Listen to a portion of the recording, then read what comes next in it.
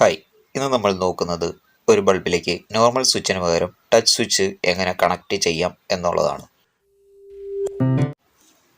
നമ്മളിവിടെ ഉപയോഗിക്കുന്നത് TTP223 എന്ന ടച്ച് സെൻസറാണ്. ഇതിനു മുമ്പ് നമ്മൾ സെൻസറിനെ കുറിച്ചൊരു വീഡിയോ ചെയ്തിട്ടുണ്ട്.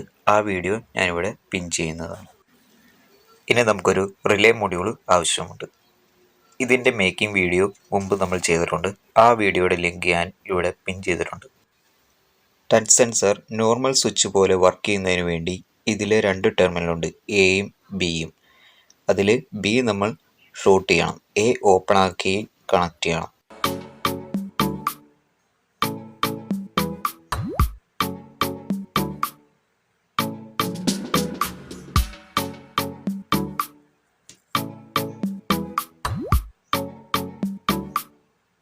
ടച്ച് സെൻസർ നമുക്കൊരു ബ്രെഡ് ബോർഡിലേക്ക് കണക്ട് ചെയ്യാം.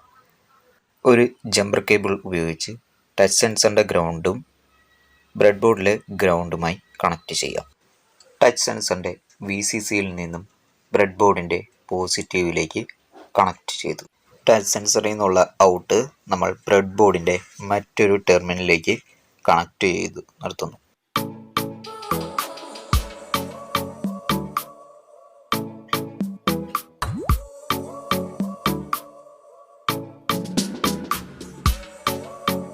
റിലേ മൊഡ്യൂളിൻ്റെ VCCയിൽ കണക്ട് ചെയ്തിരിക്കുന്ന ഗ്രീൻ വയർ നമ്മൾ ബ്രെഡ് ബോർഡിൻ്റെ പോസിറ്റീവ് ടെർമിനലിലേക്ക് കണക്ട് ചെയ്യുന്നു. റിലേ മൊഡ്യൂളിൻ്റെ ഗ്രൗണ്ടിൽ കണക്ട് ചെയ്തിരിക്കുന്ന ഓറഞ്ച് വയർ നമ്മൾ ബ്രെഡ് ബോർഡിൻ്റെ നെഗറ്റീവിലേക്ക് കണക്ട് ചെയ്യുന്നു. റിലേ മൊഡ്യൂളിൻ്റെ ഇൻപുട്ട് ടെർമിനലിൽ കണക്ട് ചെയ്തിരിക്കുന്ന യെല്ലോ വയറും ടച്ച് സെൻസറിൻ്റെ ഔട്ട്പുട്ടിൽ കണക്ട് ചെയ്തിരിക്കുന്ന ബ്ലൂ വയറുമായി കണക്ട് ചെയ്യുന്നു. SMPS ഉപയോഗിച്ച് 5 വോൾട്ട് നമുക്ക് ബ്രെഡ് ബോർഡിലേക്ക് കൊടുക്കാം. ഇനി നമുക്ക് പവർ ഓൺ ചെയ്തതിന് ശേഷം സർക്യൂട്ട് ടെസ്റ്റ് ചെയ്യാം.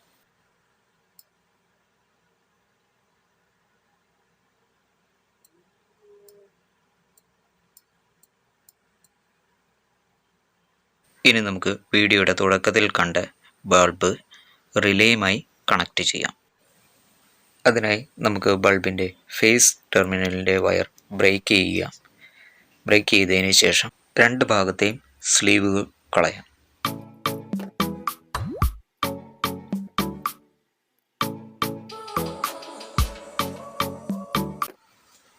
വയറിൻ്റെ ഒരെൻഡ് മൊഡ്യൂളിൻ്റെ സെൻട്രൽ ടെർമിനലായ കോമണിലേക്ക് കണക്ട് ചെയ്യുന്നു. രണ്ടാമത്തെ വയർ റിലേ ടെർമിനലിൻ്റെ NO ടെർമിനലിലേക്ക് കണക്ട് ചെയ്യുന്നു. ഓണാക്കി നമുക്ക് സർക്യൂട്ട് ടെസ്റ്റ് ചെയ്യാം.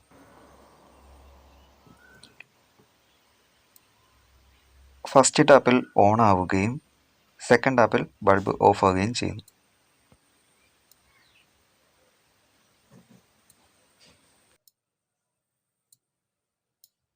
വീഡിയോ ഇഷ്ടപ്പെട്ടാൽ like, comment, subscribe for more videos.